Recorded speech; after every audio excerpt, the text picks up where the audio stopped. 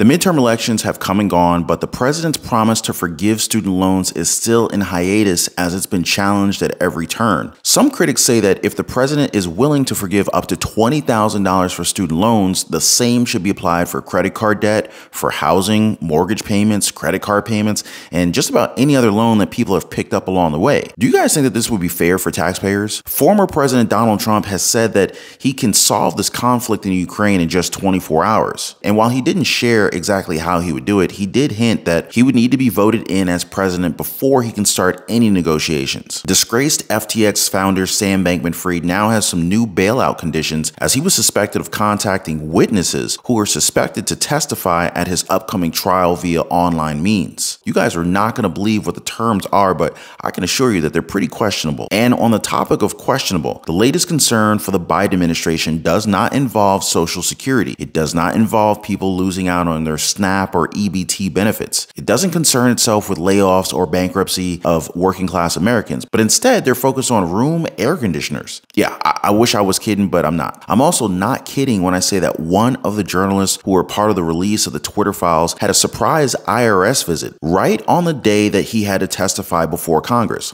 Doesn't that sound a little bit fishy? Now I have that and a lot more to share with you guys today, so definitely before I continue, please take a second, smash the like button for the video. It helps a lot out with the YouTube algorithm, and it also shows that, a lot of you guys support the content that I put out 24/7. And if you're new to the channel and in need of your daily dose of the truth when it comes to Social Security, the state of our economy, the stock market, the housing market, heck, the Airbnb bust that is coming down the pipeline, and what's really going on in Washington, D.C. that affects our lives and our bank accounts, make sure to subscribe to the channel. And for the best way to invest in gold, hit the link in the description down below of this video. All right, guys, let's go and get to it. So Putin said, because everyone said, oh, I'm so nice to Putin. Putin said, if you're my friend, I'd hate to see you as an enemy. He told me that. I got along very well with Putin. By the way, I'd be able to work that out. It would have never happened in a million years. And even the Democrats admit that. But if this thing isn't solved by the time we have the election, which is possible, it won't be. And there's also possible we'll be in World War III with these idiots that are doing what they're doing. You could end up in a nuclear world war, which will make World War I and World War II look like patty cakes, okay? This unbelievable, because we have people that don't know what they're doing. But if it's not solved, I will have it solved in 24 hours with Zelensky and with Putin. And there's a very easy negotiation to take place, but I don't want to tell you what it is because then I can't use that negotiation. It'll never work.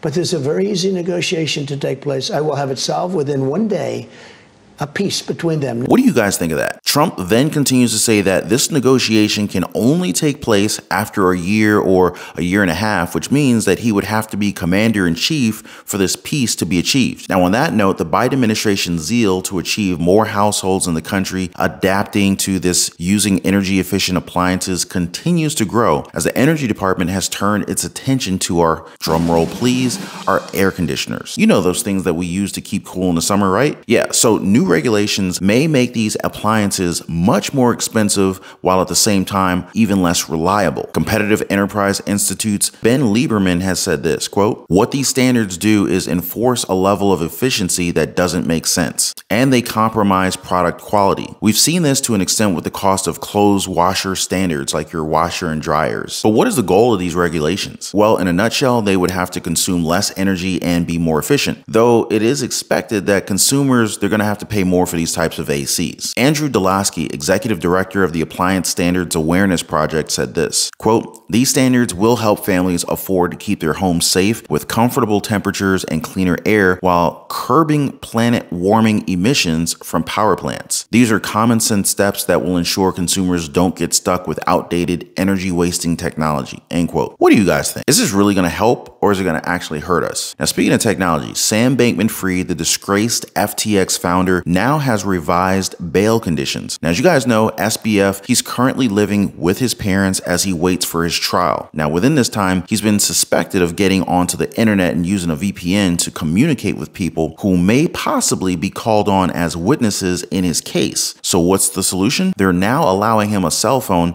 with no internet as well as a laptop with limited functionality. Wait, are they giving him this phone? Oh wait, maybe they're giving him a Zach Morris phone like this one. All right, all kidding aside, but what's stopping him from using his dad's iPad or his mom's iPhone, right? I don't know. This guy's at home, so I don't think that he'd be limited by these restrictions. But what do you guys think? And while SBF gets to stay at home with mom and dad, Matt Taibbi, a journalist who was involved with the Twitter files, voluntarily testified before Congress in Washington recently, and on the same day, an IRS agent showed up unannounced at his New Jersey home. Elon Musk responded to a tweet about it, saying that the timing is indeed very odd. Senator Ted Cruz also answered by saying this, quote, "This absolutely stinks to high heaven. The IRS has a troubling history of targeting the political enemies of Democrats. The IRS should never be in the business of harassing the American people," end quote. So why did the IRS make a house visit? I wonder if this is one of the newly hired 87,000 IRS agents we've been hearing so much about.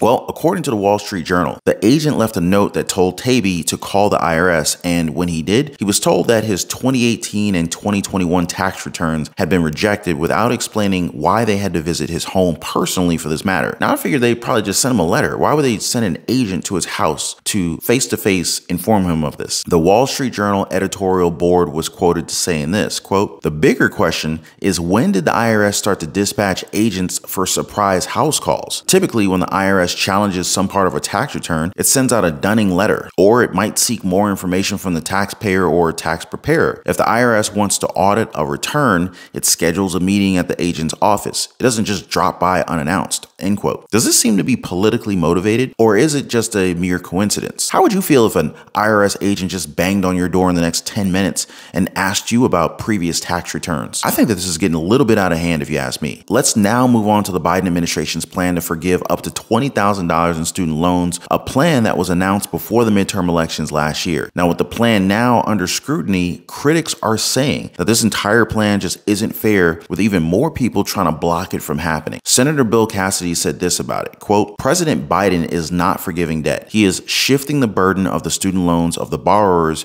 who willingly took on their debt and placing it onto those who chose not to go to college or have already fulfilled their commitment to pay off their loans. It is extremely unfair to punish these Americans, forcing them to pay the bill for these irresponsible and unfair student loan schemes," end quote. This was only echoed by Representative Bob Good when he said, quote, "President Biden's so-called student loan forgiveness programs do not make the debt go away, but merely transfers the cost from the student loan borrowers onto taxpayers to the tune of hundreds of billions of dollars. Congress should stop the unilateral actions, and I'm proud to lead the fight in the House to hold President Biden accountable for his reckless, unfair, and unlawful student loan proposal," end quote. Well, what do you guys make of this? He makes some good points here. I can understand both sides, but what do you guys think? Is this really unfair for student loans to be forgiven like this? Now, in the same light, should we now expect some of our loans to be forgiven? Maybe it's a house note, mortgage, car payment, credit cards, anything else? Let me know what you guys think down in the comments down below. But let's be honest, it's hard to find many people who are not having a tough time dealing with today's financial troubles. Now, I see your comments, guys. I don't get to respond to all of them, but believe me when I say that I understand how hard it is for a lot of people right now. With layoffs, debt, inflation just hitting us left and right, the need to keep ourselves afloat is getting harder and harder. But that should not be the end of the story. There's always a way. And if you guys want to learn more about opportunities in the stock market and real estate, how you could develop multiple streams of income through side hustles or small businesses, or basically get yourself back into financial shape, then feel free to join us over in the Patreon community. There is a link in the description down below, just below the link for the best way to invest in gold in the description of this video. Now, the path to financial freedom, it's not easy, but it's also not impossible. But before I go, guys, please don't forget to drop a thumbs up for the video and subscribe for your daily dose of the truth. Appreciate you guys watching, and I will catch you on the next video.